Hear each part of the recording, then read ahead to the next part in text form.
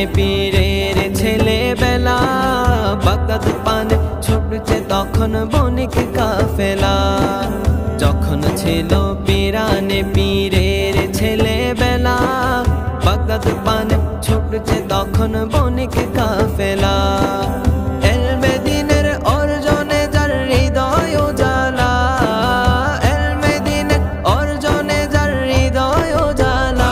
যেজন গৌসুল আজম সেজন বাগদাদে ওয়ালা, যেজন গৌসুল আজম সেজন বাগদাদে ওয়ালা।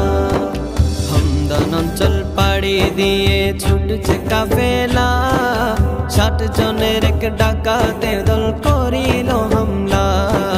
60 জন